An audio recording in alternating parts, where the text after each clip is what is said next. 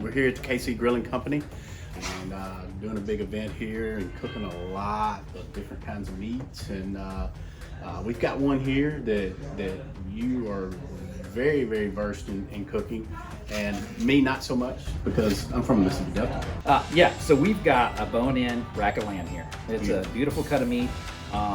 You know, the one thing about rack of lamb that I love about this is the backyard guy can do this, okay? Because it's a small cut of meat. It doesn't take a really long time to cook. We're gonna do a couple things though to kind of open up it a little bit and talk about a couple things that you can do differently if you want. I've got a couple trimmed over here already. So we've got 4 of these.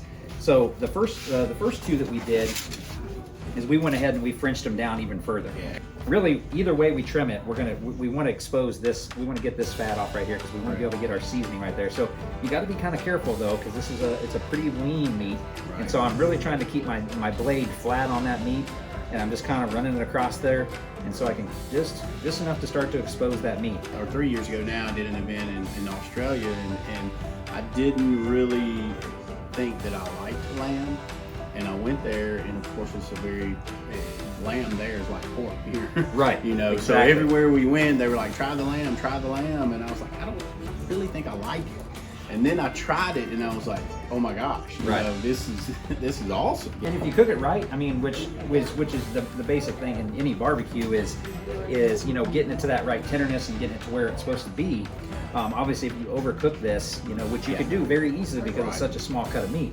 You have to pay attention to it. Right, and there's a silver skin on the back here. I don't much worry about it because there's not much eating going on down there. This piece right here is what we're going to focus on. So the biggest thing with lamb is what pairs really well with lamb is salt, pepper, garlic, butter, you know, herbs, you know, rosemary. All that stuff pairs really well. So what we're going to do, the first thing we're going to do, and this is the product that I use like with my steaks. I use this on my chicken wings. I use it on a lot of things.